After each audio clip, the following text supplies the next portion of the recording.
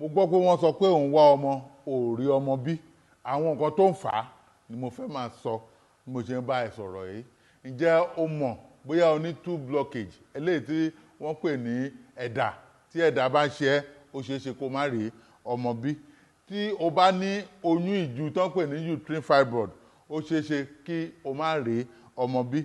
Tó o bá ní menstrual disorder bí ó yẹ pé menstruation ẹ ò wá bó ṣe yẹ kó wá àbí ó ń lami àbò ń dúdú àbò ń rùn ó ṣeé ṣe kó má rí ọmọ bí. Tó bá ní hormonal disorder yìí àwọn prolactin estrogen progesterone àwọn náà pè ní hormonal disorder. Tó bá tún níyẹn náà ó ṣeé ṣe kí o má rí ọmọ bí. Tó bá ní eléyìí tí wọ́n tún pè ní PCOS àlàyé yẹn ó ti yé gbogbo ẹ̀yin èèyàn.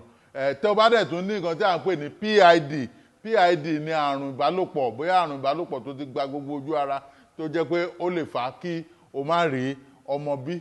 Tẹ́ ẹ bá fẹ́ máa bá wa sọ̀rọ̀ ẹ gbìyànjú àwọn nọ́mbà tẹ́ ti ń rí lórí tẹlifíṣàn yìí látàárọ̀ bóyá Facebook ni o bóyá Instagram ni o gbogbo ẹ̀ ní a wà. Tẹ́ bá ti sẹ́ndì mẹ́sẹ̀jì sí wa àdá yín lóhùn.